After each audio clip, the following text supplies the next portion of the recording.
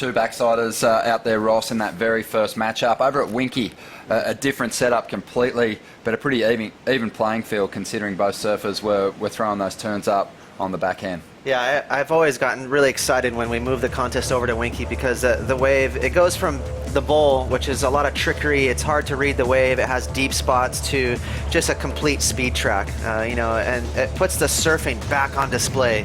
You know, it goes from, you know, a little bit of that kind of vibe where you're just trying to find that one heat winner of a wave to what can you do on this wall of waves. And, you know, I think the girls really put up some huge scores today. They did. And the Hawaiians love Winky, Ross. You had a semi-final finish down there yourself back in the day. That was the year Sonny and Shmoo made the final. Yeah. So it's been a pretty good location for the Hawaiians. And Alessa, that is a huge heat win for her to make the quarters in an event where she's never final before against last year's number 4.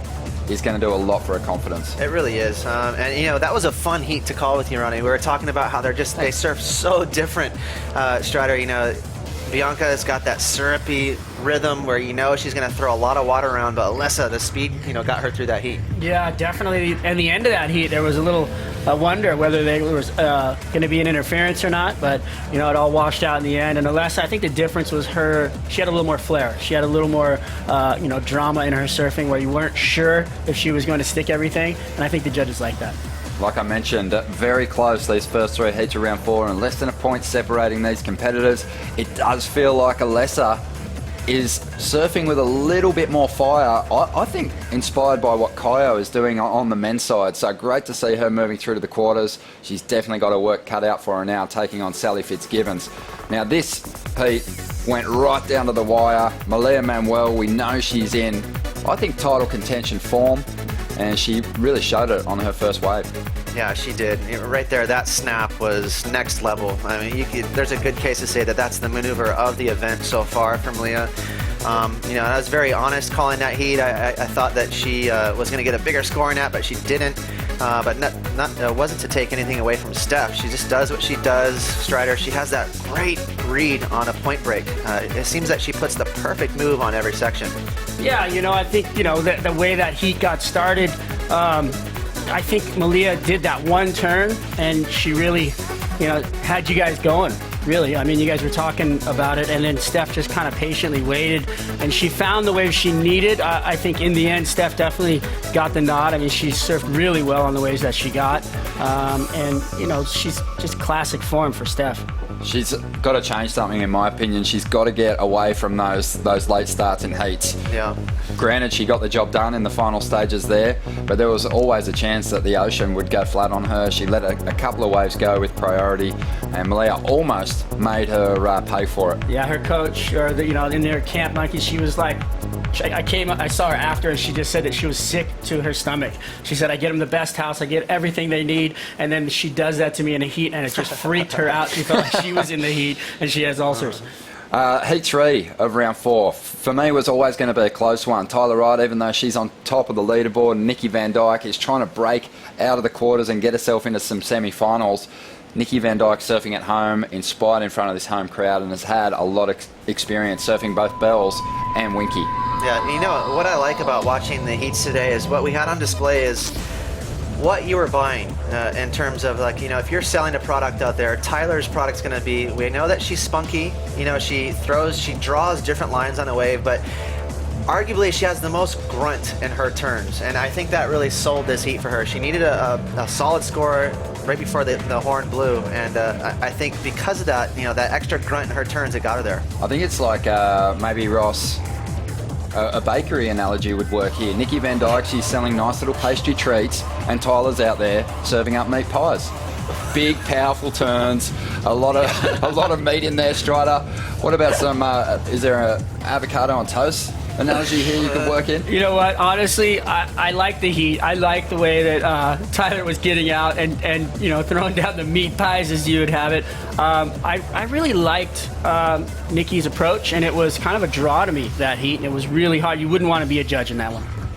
Amazing performance from Tyler. Likes Stephanie Gilmore back against the wall and able to find the solid number in the dying stages to get herself the win. But have a look how close the heat score totals were on that occasion. I think both Malia and Nikki can take a lot from their performances against some of the world's best and the front runners for the world title this year, definitely. The last heat, Tatiana Weston-Webb, that was the one that just wasn't close on the scoreboard. And then when it came to a close, a 9.6 from Tati on her first wave, one judge threw out of 10. Yeah, this was a very, the judges kind of deserved it. They had some really close heats, a lot of scrutinizing, really tough for them to pick a winner, but this one they could have went on vacation. It was just black and white.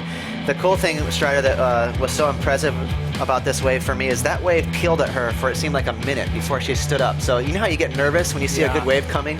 She had a lot of time to get shaky, and she just served up some heavy moves. She did, and Wilco on the stairs talking to Doug as this was going down, Tatiana's dad, and said, Tatiana she did not need to push that hard on that second turn, and then she did, and Wilco gave it a 10 himself, but really surfing out of her skin in that heat.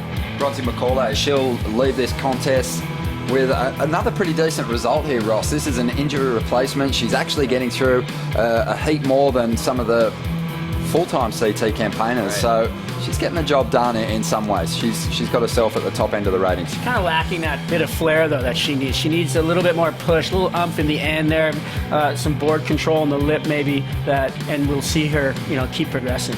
I don't know. I disagree a bit. I like she has enough grunt for me, Bronzy, and I like her style, but you can see that she's an injury replacement. She doesn't, I think sometimes you don't have that extra motivation knowing you're going to be on tour all year long.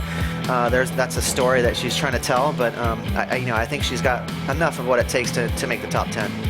Yeah, tough draw there, coming up against the firepower of Tatiana Weston-Webb, but we have some amazing quarterfinals established. I mentioned that tough heat for Alessa Quizon. She's never overcome Sally Fitzgibbons in a CT heat, non-elimination or head-to-head. So that's going to be a tough draw, but there is so much history between the competitors in the second quarterfinal. Yeah, amazing. That's going to be a big one. There's some really fun matchups, Driz.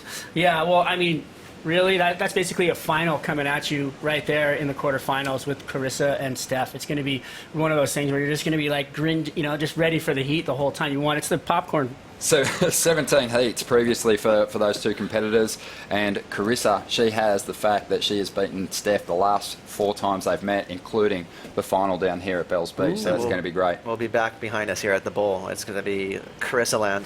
All right, some other great quarters, of course. Courtney Conalog, Tyler Wright, and Joanne DeFay, Tatiana Weston-Webb. We'll be tuning in bright and early for Dawn Patrol at 8 a.m. to see if we get those quarters underway, or the men's event. Thanks for watching, and we'll see you tomorrow morning.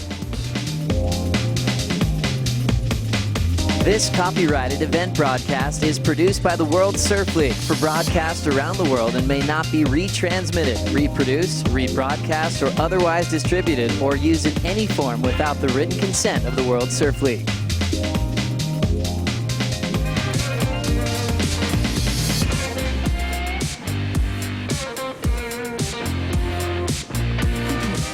As we see Alessa up, trying to extend her lead, driving down the line, really whipping.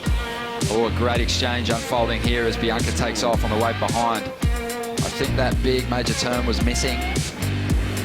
Malia Manuel now looking to strike a psychological blow. That tail slide is easily the best maneuver we've seen in this event. Steph Gilmore ripping in, chasing that 8.46. Great surfing. World number 1, Tyler Wright, had the 5.93 start, and that'll get her into the lead now. Tatiana Weston-Webb, hard off the bottom, straight up vertical with a slide off the top. Into a lofty backhand float, and she stomps it.